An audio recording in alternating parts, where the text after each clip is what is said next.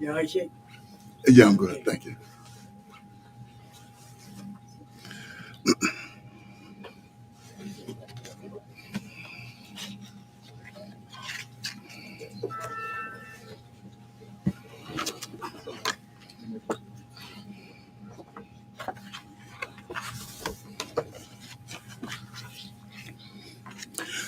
Assalamu alaikum wa rahmatullahi wa barakatuh.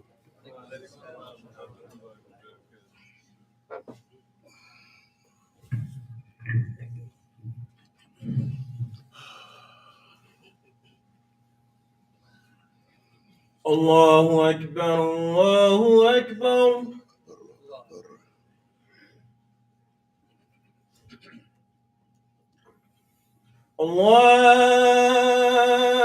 الله أكبر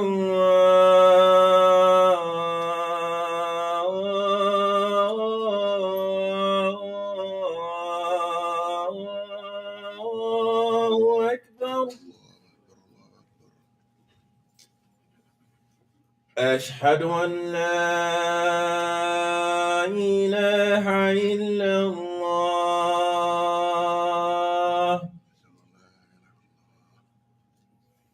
أشهد أن لا إله إلا الله أشهد أن محمدا رسول الله أشهد أن محمدا رسول الله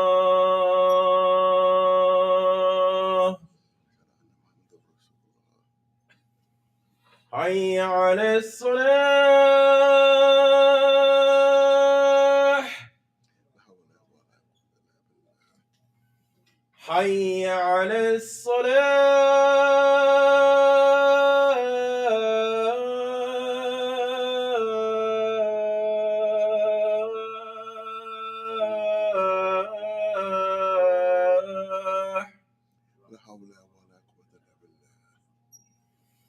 حي على الفلاح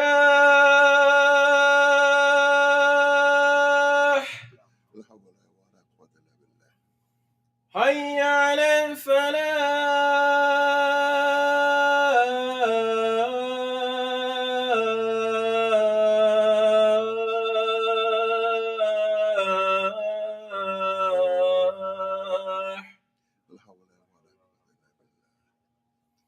الله أكبر الله أكبر لا إله إلا الله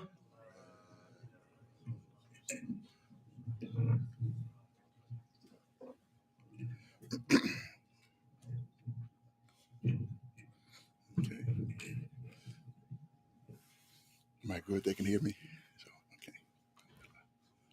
إن الحمد لله نحمده ونستعينه ونستغفره ونعوذ بالله من شرور أنفسنا ومن سيئات أعمالنا من يهد الله فلا مضل له ومن يضلله فلا هادي له وأشهد أن لا إله إلا الله وحده لا شريك له وأشهد أن محمدا عبده ورسوله يا أيها الناس اتقوا رب خلق من نفس واحدة وخلق منها زوجها وبث ما رجالا كثيرا والنساء واتقوا الذي تساءلون والأرحام إن الله كان عليكم رقيبا يا أيها الذين آمنوا وقولوا قولا سديدا يصلح لكم أعمالكم ويغفر لكم ذنوبكم وترى ورسول فاضا عظيما أما بعد فإن خير هدي كتاب الله خير هدي محمد صلى الله عليه وسلم وشر أمور محدثاتها وكل محدثة بدعة وكل بدعة ضلالة وكل ضلالة في النار.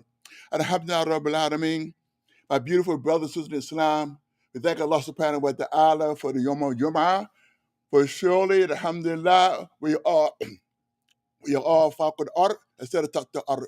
We're above the ground instead of being below the ground. And alhamdulillah, we thank Allah subhanahu wa ta'ala for that. I want to also thank, I don't know if you're here or not, I want to thank the Imam for allowing me to give this special khutbah to the people, and I appreciate that. And so basically what I'm going to talk about is really us looking out for each other in terms of the village, looking out for the village, the members of the village. And so, inshallah, I want to look at, inshallah, talk about mainly about just doing something very simple. As a community, alhamdulillah, we established this masjid. It's a beautiful place. Alhamdulillah, as a community, we came together with our finances and had installed downstairs a professional commercial kitchen. Alhamdulillah, by us united as one. And so, alhamdulillah, now, inshallah, we have to unite as one and walk up. We got something that's very needed in this community, and that is an elevator. Because when you walk up the steps or you see downstairs, and I sit sometimes with those brothers and sisters downstairs, many of them cannot come upstairs because it's hard for them to walk up the steps, or they had different devices, assistive devices, in order to get up the steps. But they had an elevator in order to get up here. Right now, it's a grievance for them. It's a problem for them. But they had an elevator to get up and down the steps. You get up and down the steps with children and women and people who are sickly, get up and down the steps. It's a simple request. I'm just asking us, inshallah, to come together like the Muslims before us came together and brought or established what they need to establish for the Muslim community. Allah subhanahu wa ta'ala, he mentioned, Prophet he mentioned, he said, whoever removes a worldly grief from a believer, Allah will remove from him one of the griefs of the day of judgment. So it's a difficulty for our brothers, our sisters, inshallah, down there, and they're right here in the same building. Inshallah, it's a challenge for them. If we relieve them of this difficulty, maybe Allah on Yom Ad-Din will relieve us of a difficulty. We, inshallah, will be before Allah subhanahu wa ta'ala on Yom Ad-Din, naked and uncircumcised. Well, Israel, she asked a question, she said, what Rasul? Won't they be looking at each other on that day? Could they be naked? And you know, when a person sees someone naked, they may look at them and they should look away. Look once and look away. Don't look for a long time. And so this happens automatically. And he said, no. On that day, the people be worried and concerned about themselves. They have sweat to their ankles and to their knees and to their waist and to their chest and here up to their eyes. That's what they could be concerned about, not concerned about a naked woman or a naked man, not at all. And so you want to be relieved on that day of any kind of grief, inshallah, then inshallah, you relieve the grief of your Muslim brother or your Muslim sister in our Muslim village. Also, my brothers and sisters, we have to put this deen into action. We can say all day and all night long about, I believe in Allah and the prophet and his books and all these things to the day of judgment and life after death. All these things we can say that we agree, we believe in. Okay, it is true.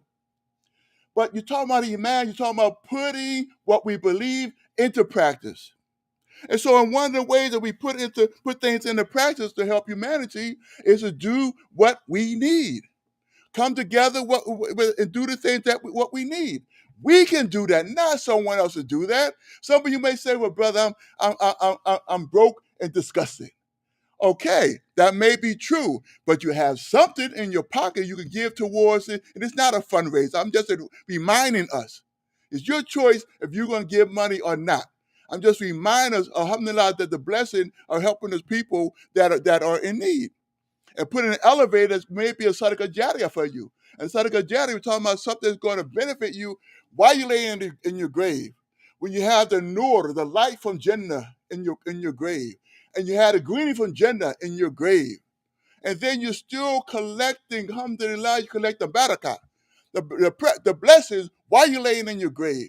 And that's what the people going up and down, simply pushing the button, going up and down on the elevator that, alhamdulillah, that you helped to install. And also, my brothers and sisters, we get examples from the Sahaba and what did they do. Let's start with Abu Bakr Siddiq, who was the first Khalifa of Islam and the second leader of the Muslims. Him and Umar used to do the same thing. They would walk around the village finding out who needed help. This is what they would do. Who needed wood, who needed firewood, who needed clothing, who needed food, and walk around the village to find out who needed something. And we should be doing the same thing. What need does that Muslim do they have, and how can I fulfill that need? And so that's what they would do. They would walk around and find out what need was there, and they would help out. And you have a case one time where Umar, he would go to this old lady's house. And he would go to her house because he wanted to help this blind lady clean her house, make her food, and that kind of thing. Every time he went to her house, everything was already done. He went there one day. He went there another day. He went there another day. And then what happened? He said, well, man, what's going on with this thing? Who's really basically beating, this is my words, beating me to the blessings. And so one day he went early. And then he saw who was helping this blind lady out, cleaning her house and food and doing dishes, that kind of thing. It was none other than Abu Bakr Siddiq. He was the one who was doing these things and getting these blessings from Allah subhanahu wa ta'ala. And you have another situation, my brothers and sisters, where you have Umar, who was the second Khalifa of Islam. When he was in charge, and that what happened one time, they had a famine. They couldn't grow any grass. They couldn't grow anything, food or nothing. It's like, I'm just using this for an example. Like, he was here, the leader of Baltimore City. And then on the outskirts, you have Baltimore County, Howard County, and other counties, Carroll County. And they were starving because they didn't have any food. And so what he did as the leader of all the Muslims, then, this is only me because they didn't have a cell phone. And so he would hit people up not on a cell phone, but he would get in touch with them and say to them, he would say, look, go to the different governors or the different leaders. Look, go to your Beit Mal, take any extra food out of there and bring it here to Baltimore. This is what the man did. And so they did that. And then what happened, he was able to feed 40,000 people a day. He didn't say, that's your problem, Carroll County, Howard County, and Baltimore County. It's your problem, not Baltimore's problem. But so what happened is that he was able to feed 40,000 people a day because of the help, alhamdulillah, from the other Muslims. This is what he did. He would walk around also to find out who needed help. And so he would help them. And one time he saw at a distance, he saw this woman and his fire was going. He was saying, what's going on out there? He got closer and closer. Then he heard these children hollering and screaming. And he looked closer, and then he saw this boiling water. Nothing was anything but boiling water. And so he said to the lady, she couldn't see who he was. She said, what's going on? He said, well, I don't have any food to feed my children. I'm just boiling this water until my children go to sleep because I don't have anything. And then she said, because he didn't know what he was that doing. Umar, he said, yeah, the leader don't even look out for us. And so immediately he turned around with the Beit Mal and he told the man there, he said, look, give me some wheat, some flour, whatever, so I can take it out to this lady. And the man gave it to him, and the man even said to him, look, he said, look, let me carry this for you to the people. He said, no, this is my burden. This is my burden, and I would take care of the situation on my own. So this is what he would do. When he saw a need, people had a need, he would immediately take care of it. When Abu Bakr saw a need of the community, he would immediately take care of it. These brothers, alhamdulillah, they didn't make no or none when it come to helping out.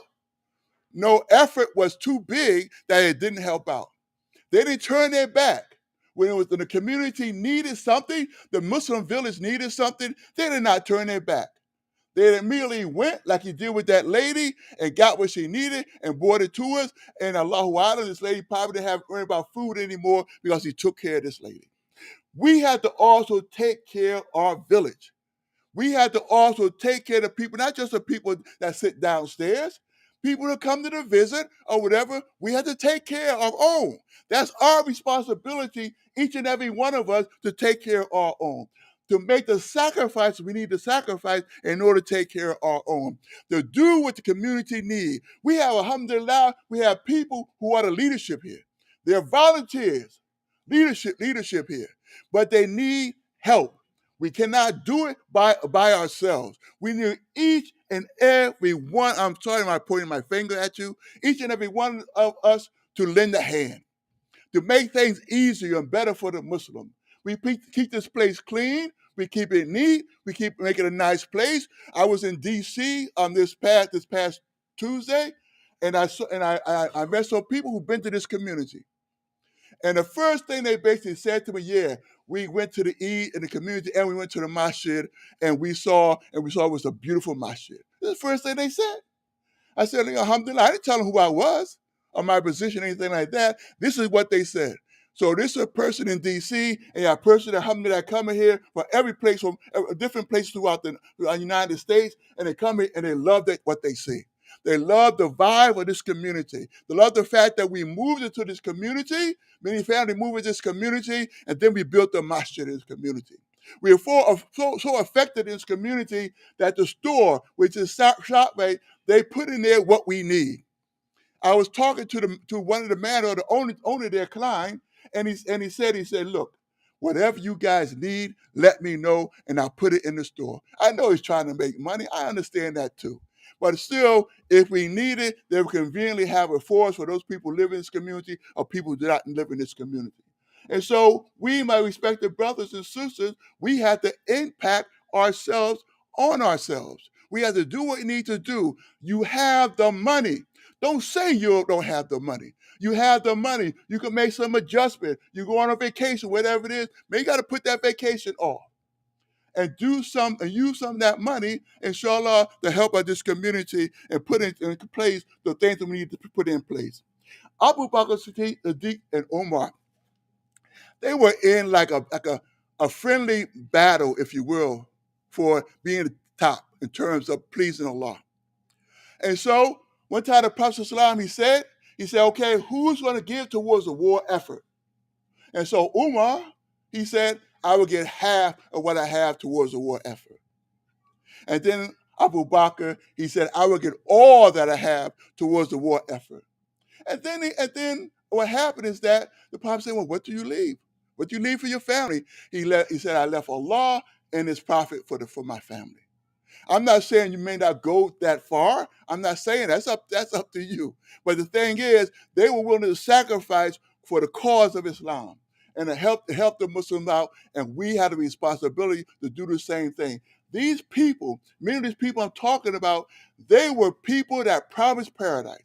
And they weren't promised paradise because they just sat around and went to sleep and that's it. They did the work.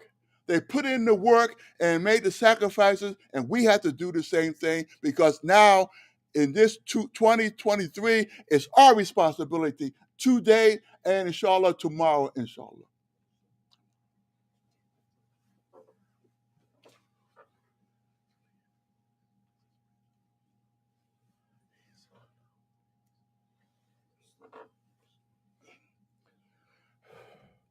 Alhamdulillah Rabbil Alameen. Let me give you another example. Uthman ibn Affan. He was the third Khalifa of Islam, the fourth leader of the Muslims. And so he had no problem whatsoever in sacrificing for the cause of Islam. Let me give you one story. I'll give you another one too, about a well. There was a well that had sweet water in it in Medina. And what happened was owned by a Jewish person. And the Jewish person, this particular Jewish person, he would charge the Muslims so much for getting the water. So much for getting the water. And so what happened is that Uthman, he went to the man and he said, can I buy the well from you? And the man said no. Then he said, well, can I buy half the well from you? And the man said, okay, because the man thought he was going to make more money. And so what happened is that when he bought the well, Uthman bought the well, then the people would get enough water for 2 days, 3 days or something like that. And so they didn't need to go on a day that the Jewish man was selling the water. Until the Jewish man went out of business. And so he sold the well, the whole of the well, his half of the well, to Uthman. This is what he did. He went out of business. And then, matter of fact, even when the Sahaba, they came to Uthman. And then, okay, when he did that, then he said, okay, the Muslims could have as much water as they wanted. After he bought it, ask whatever water you want or from the well you want, you can have it. No khalas, no problem. And so he had one of Sahaba, they came to Uthman and they wanted to buy the well for him. And then they offered one price. Then offered another price. Uthman rejected it. And the third price, Uthman rejected it. And he said, I haven't had a better deal. And then so the Sahaba asked him, well, what is a better deal than what I'm offering you? And so the man, so Uthman basically said to the man, he said, Allah will multiply this sadaqah, or what I'm giving, 10 times. I was doing the sadaqah for the Muslim 10 times. Allah, this is a reward from Allah subhanahu wa ta'ala. Greater than anything than him going letting this man buy this wealth from him. And so my brothers and sisters inshallah, we have to do the same thing. We have to do things that are going to please Allah and is going to help this community. You come here. Some of you come here every Friday, or you come to class or whatever. And not because you come here, I'm just making an appeal to you, inshallah. And again, it's not a fundraiser, it's just a reminder of what the Sahaba did when it came to the need of the community or the needs of the community. We had that same responsibility. You have a dime, quarter, nickel in your pocket, and then inshallah you give it towards the elevator, and then put the elevator in, and then every time someone get in that elevator, you will have this kind of either outward smile or inward smile, because you contribute towards, alhamdulillah, this beautiful thing that the community needed, like they contribute towards what was needed. Uthman also, as the Muslims grew, and we grew more and more and more in population, because alhamdulillah, I've been to Mecca and Medina a couple of times, and so I see how much from the first time I went to Mecca was in 82, last year, 22, and I saw the difference in how a little bit of crowd of people were there, and then the various levels, and how many people, alhamdulillah, was in Mecca and going around the Kaaba. And so Islam grew during the time of Uthman. And so what Uthman did was this. He gave money towards the expansion of the Prophet's Mosque. If anyone been to the Prophet's Mosque, it's such a beautiful place.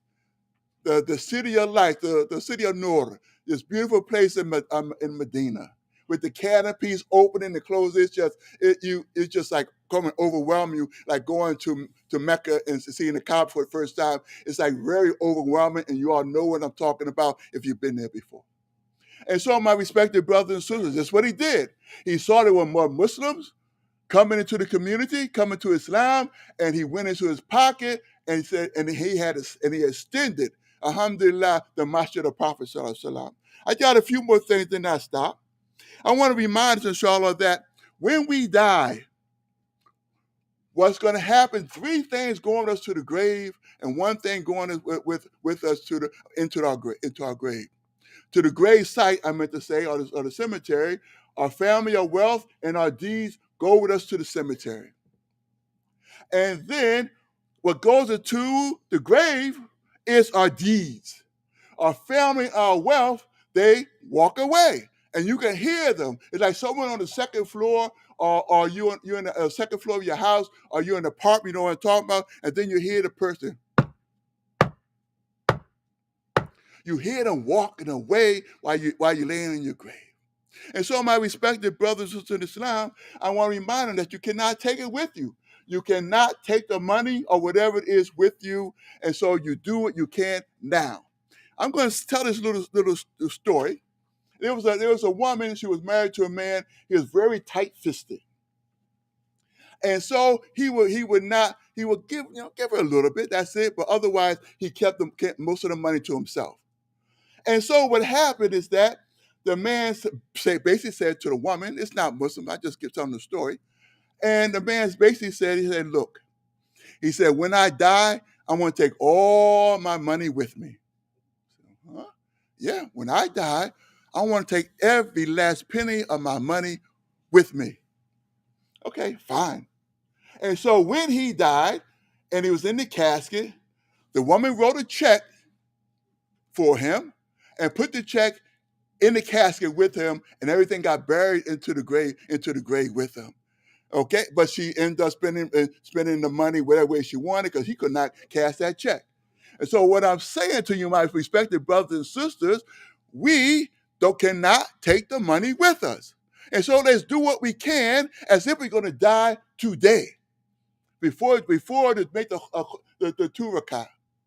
If we're gonna die today, that we're gonna give the money now as much as we can, or have the need to give as much as we can toward the help of Islam. And so what I'm proposing, inshallah, is that at least 200 of it is more than 200 in this room. 200 of us give $1,000 a piece. $1,000 is $200,000, and basically what we need, or some base or what we need in order to put the elevator in. And we want to get this done by the Eid, by Eid al-Fitr, by the end of the fasting of this year. And that we celebrate two things: the end of fasting, and also, alhamdulillah, we have collected the money we needed in order to put in the elevator. And then, inshallah, between that time and the next Eid, the sacrificial Eid, on that time, we have the elevator installed. It's a simple thing to do. Ummatul Wahida, we are one unit. We are one Muslim. We can do this. Don't think that we cannot do this. We can do almost anything that we want with the help of Allah subhanahu wa ta'ala. We just have to make the sacrifice or make the dua and ask Allah ta'ala to help us. And so, my respected brothers and sisters, please, I need two. You have to raise your hand now. I need 200 of you to say, I'm going to give $1,000 towards this effort. And other people give their dimes and nickels, whatever they can, towards the effort. We had different signs around here that you can go with QR code, whatever, and you can donate to that if you want to. I'll give it to myself if you like, or the Amir, whomever, and inshallah, we'll make sure that it goes to where it's an amana, it's a trust. And make sure it goes towards the purchase of the elevator, inshallah. And so please, my respected brothers and sisters, I'm begging of you, be like Uthman, be like Ali, be like Abu Bakr, be like these people and sacrifice and do things fi sabilillah. That's it. No, nothing else. No other reason fi sabilillah. All you just need just 200 people to do that. Matter of fact, I only need 199 people to give $1,000 a piece because we already have one donation of $1,000 towards the effort to get the elevator. So now I need 199 people to give $1,000 a piece so we get this elevator constructed and also installed and be able to use it, inshallah. This is the goal, and it's I'm putting out there to you. Be like them. Be like Umar. Be like Uthman. Be like Abu Bakr. Be like those brothers who were promised paradise. These people were promised paradise by Allah subhanahu wa ta'ala for the work that they did. So my respected brother, inshallah, let's make dua. Oh Allah, forgive us our major sins and minor sins, the sins that people know about and the sins that people do not know about. Oh Allah, please forgive us our major sins and minor sins. And Lord, forgive the sins that people maybe even forgotten. And make it easy for us to get by the Eid, this first Eid, inshallah, the money we need for the elevator, and then the second Eid to have it installed. Akim Salat Yaki. Brother Khayuddin, make me Salat, inshallah.